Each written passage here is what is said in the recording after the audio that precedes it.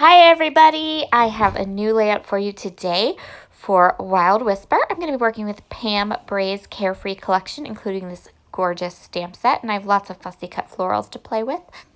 I'm also going to be using this sketch. I created this sketch. I posted it on my Instagram earlier, the end of last week, but it will also be up on the Wild Whisper blog, and you are more than welcome to grab it and use it for your layout as well. So I'm going to take these two papers. This is this beautiful orangey red paper and that lovely teal. I'm cutting the teal paper to about 3 by 12, and then I'm cutting the orange paper to 3 1/4 by 4 1/4 so I can map my photos on top of them. So my photos are black and white. I did this on purpose because this Carefree collection is very bright and colorful. And one of the ways that we're going to use these bright, bold colors and make them look fabulous is by adding a white cardstock background and by using black and white photos. So we don't have anything kind of contrasting. We don't want them to blend in, right? We want our photos to kind of pop off the page and become the center of our layout. So these are the two photos we are going to use. They are of my niece and her Forkie. So if you don't know who Forkie is a character in Toy Story, and my niece Ella absolutely loves her Forkie. So her Aunt Sarah bought her a Forkie doll over the summer, and my sister then proceeded to send me like every photo under the sun of Ella and Forkie because she carried that doll with her everywhere. And so she took it to the pool, she took it to the grocery store, she still carries Forkie around everywhere. And when we FaceTime, which we do at least every other day, she has to tell me how Forkie is doing. So I picked a couple of my favorite Forkie photos that my sister sent me, and we're going to scrapbook these two today. I'm going to use this little cut apart piece. It says friendship is a treasured gift, perfect for photos of Ella and Forkie. And I'm going to add a little bit more of a title to the top of that. But for now, I'm just going to decide where I want all of my elements to be. Now I decided I wanted to add some stamping, and I'm going to use this 6x6 stamp set. This is part of the Carefree collection, and it's beautiful. It's such a cool background. If you are someone who likes the look of a mixed media background, but not the mess, this would be a fabulous way to get that look because it really is quite lovely. So what I'm going to do is I'm going to grab my Rockin' Red ink from Catherine Pooler, and that Rockin' Red ink is the perfect red to match.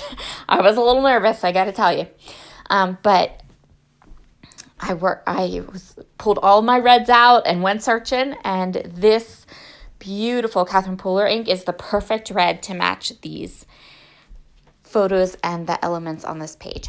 So I'm going to stamp this twice just to make sure that I get a nice, crisp, clean impression. You can see my little Stampin' Bug over there. I got that on Etsy, and I can leave a link or send you a link if you would like one. They're pretty amazing. If you are someone who has joint issues or joint pain like I do, this is a really great tool because you don't have to apply any downward pressure. You just take that and kind of run it over, and it provides all the pressure for you. So I did a full 6x6 stamped image up in the top left, and then I'm doing kind of a partial stamping in the bottom right. And that's going to be where we're going to place the main elements of our layout. So I'm just placing this strip over there, and then I'm going to put my photos down. You can see immediately, like, it just adds that something extra to the background. It provides a place for your eye to go and say, hey, that's where these are the two important parts of the layout, right? I'm going to place my photos over those elements there.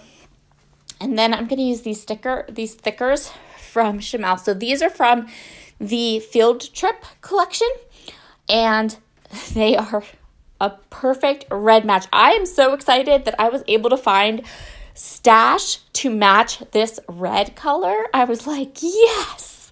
So the red in these stickers from Chamel's Field Trip collection match the red in this line, and Rockin' Red ink from Catherine Poehler. And perfect. I love it. I'm so excited I was able to match reds, because you know what, guys? Reds are like evil to match. I wanted a little bit of a subtitle to act as a bit of journaling. So I pulled out these really, really, really old October Afternoon white stickers, and I'm moving the journaling placement from the sketch the way I had it done on the sketch, which is totally fine. And I'm just going to add that little subtitle there that says, "You've got a friend in me." Perfect. If you watched my unboxing video of these collections, you know I said I was going to fussy cut all of these flowers. So that's what is here. I did fussy cut. I set aside and fussy cut all those pages and pages of flowers. It took me weeks. That's okay.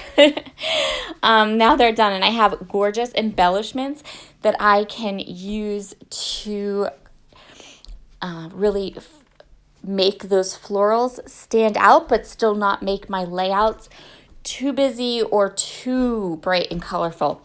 If you've been around here for a long time, you know I like my bright and colorful in small pops, and that I generally tend to stick to a more minimalist, elegant style when I'm using these larger, bolder elements on a page.